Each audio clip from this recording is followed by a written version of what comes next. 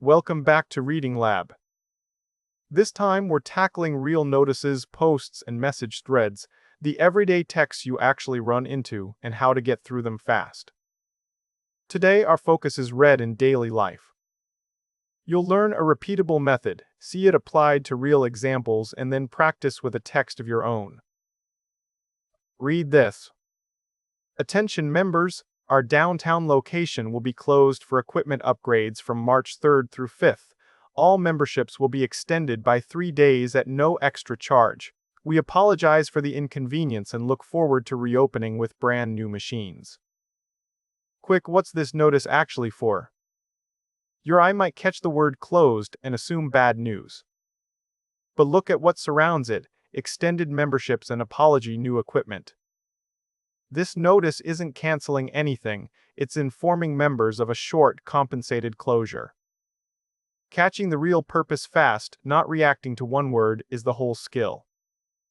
That's Read in Daily Life. Read in Daily Life is one of the tasks inside the reading section of the TOEFL IBT.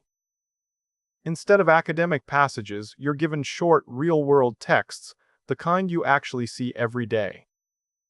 Notices, ads, menus, text messages, schedules, receipts, emails.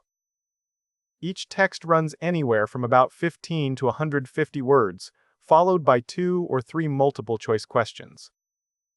It's testing something specific.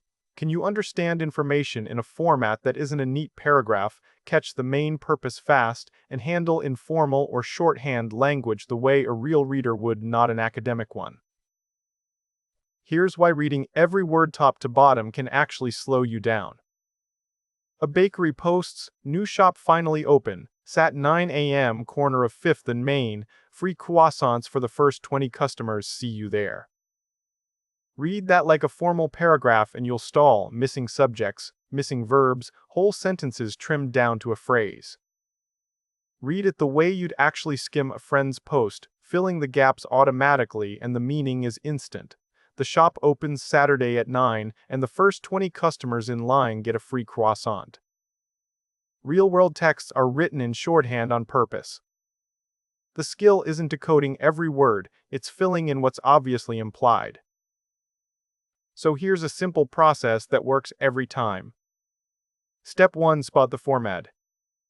A notice, a text thread, and a receipt each carry different expectations before you read a single word. Step 2. Skim for purpose. Before chasing details, ask what this text is trying to do: inform, sell, apologize, confirm. Step 3. Scan for the detail. Go back into the text hunting for exactly what the question asks. Don't try to memorize the whole thing up front. Step 4. Read between the lines. Informal language and inference questions need you to catch what's implied, not only what's written outright. 4 steps: spot the format, skim for purpose, scan for the detail, read between the lines. Small process, let's slow down and apply it. A text thread, 7:02 p.m. Maya says, "Hey, running late, stuck in traffic." Same minute, "Can you grab the tickets? I'll pay you back." 7:04 Jake replies, "No worries, got them. Movie starts at 7:15 though, hurry." 7:05 Maya says, "On my way there in 10. Spot the format, a casual text thread between friends, time-stamped, so expect shorthand, not full sentences. Skim for purpose, Jake is confirming he has the tickets and flagging the time. Scan for the detail, it's 7:04 when Jake says hurry, and the movie starts at 7:15, 11 minutes away. Read between the lines, the timestamps rule out any other reading. The movie starts at 7:15, and they need to arrive on time. That's the one answer the text actually supports. This next one rewards scanning, not memorizing.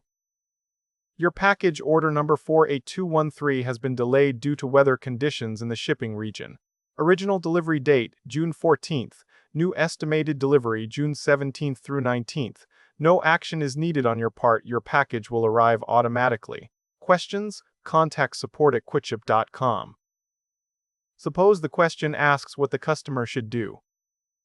Don't reread the whole notice, scan for an instruction. And there it is, stated directly. No action needed, it arrives automatically. The detail was never hidden, it just wasn't in the first line. A few habits cause most of the wrong answers here. Reading a real-world text the way you'd read an essay, word by word, instead of skimming for purpose first. Reacting to one alarming word, a date, a fee, a cancellation without checking what the rest of the text actually says. Assuming informal language is confusing instead of just filling in what's obviously implied. And forgetting to scan back into the text for the exact detail a question asks about, instead of trying to hold the whole thing in memory. None of these come from not understanding English. They come from reading the wrong way for the format in front of you. Your turn. Pause here and read this flyer, then answer 3 quick questions.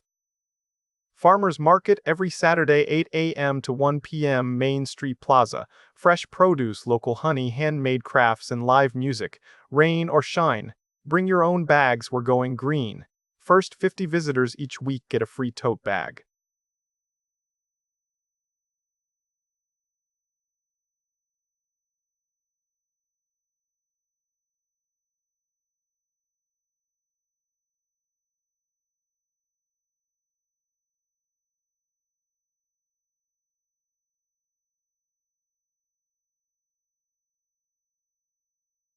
Let's check them. When does the market happen? Scan for the schedule line every Saturday 8 to 1.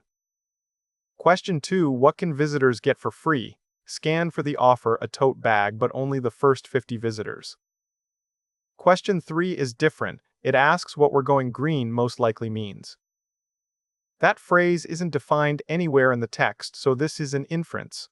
Bringing your own bags is an environmental choice, so going green means the market cares about the environment, not literally selling green. 4 steps every time, spot the format.